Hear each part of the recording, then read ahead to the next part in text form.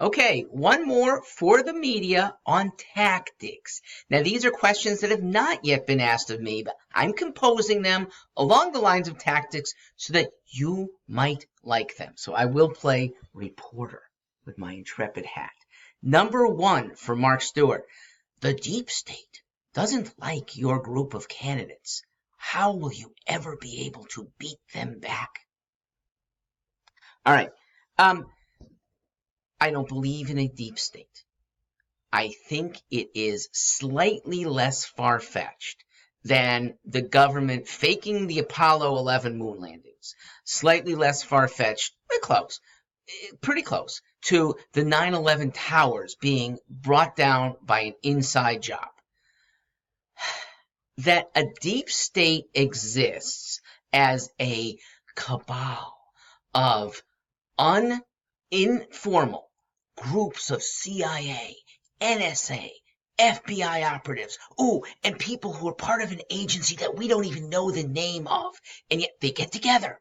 But we don't see any actual overt communication. Somehow they all know, and they're united in ways to undermine legitimate governments of states and countries and even this nation.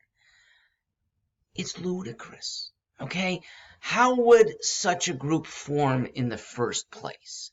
I mean, let's say it's a tiny group of ex-CIA guys, and they suborn, a youngster, somebody who, fresh out of college, decides to join the CIA. They take a pretty big chance by saying, come on here with us. We're the group that really is protecting the country. And you better fake it in your job for the next 15 years. And if you dare leave, bad things are going to happen.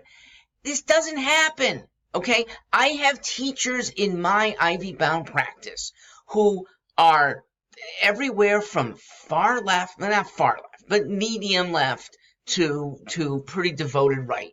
They are eager to serve, and I get questionnaires about, will this person be good in the service of the FBI or the NSA? So I write recommendations for all spectrums. Are they all going to somehow be suborned no matter what their ideology? And if it fails, are they all going to keep quiet? That, nothing going on here. It's a ludicrous theory. Let's talk about, well, by the way, Tom Perez has more control over the election of one of us candidates. Debbie Wasserman Schultz had far more control over the election of one candidate in 2016 than any group of insiders that you might call the deep state. All right, back to the reporter question. Mr. Stewart, 18 out of 22 candidates in the Democrat field can't get out of the single digits. This includes known governors and sitting senators. How can you, a not well-known candidate, possibly parse that? Does anyone know how to poll millennials? Okay, Quinnipiac doesn't. They're just down the road from me. They are good at polling established people. Established in their willingness to do polls, okay? It's so much easier. And remember, the job of pollster is a volume pay-based job. You've got to get to a certain number of people. It might not be a formal quota, but it certainly helps the pollsters with any of these organizations to get through more rather than fewer. That means reaching more in the first place. Very easy to reach the 70-year-old who still has her AT&T landline. A lot harder to reach the 36-year-old who's on a cell phone and doesn't even answer calls that have an unidentified number. They get that. Even fairly sophisticated older people, they get that. The ways that political polling does have certainly gotten better, but they're not great. And remember, they are registering likely Democrat voters. Now, how many of them are applying the independents in states that have open primaries. New Hampshire's one of it's virtually open. A few days before the election, an independent, even a Republican, can go and declare himself a Democrat and cast a ballot for Bernie Sanders or me. The fact that independents have more sway, that they are probably more malleable to different messages, means that this is very, very open, and the trusting of polls is misplaced. Look, just as proof, how can the polls be reliable when in the same week you see a poll putting Biden in the low 30s and Biden in the mid-teens? Okay, 14 and 33. All right, that is a ridiculously big spread. Now, might that mean some voters are so malleable right away? Maybe, okay, maybe one quick thing, but it means that they're not committed, okay? Bernie Sanders suffered a heart attack. If somebody is pulling away from that candidate, they're not a convinced voter anyway. The convinced voter stays with Bernie until he drops out of the race. So we got time to convince a lot of people. And we is not just me. It is a concept that has many not so well-known candidates behind a kind of cause that breaks through the two-party duopoly. All right, last reporter question. How can you be a Democrat and be forming a party, your epic party, at the same time? Well, I am a Democrat. I've been a Democrat longer than Bernie Sanders.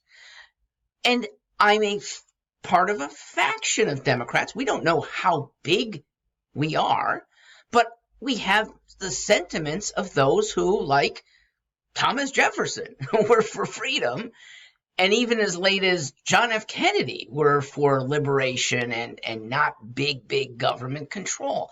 Look, there's a group within the Democrats called the Justice Democrats. Now, they haven't yet set up their own party, but a party called EPIC, which people can be part of without unpledging to Democrats or Republicans. They can still vote for us. They can still even attend the EPIC Party convention.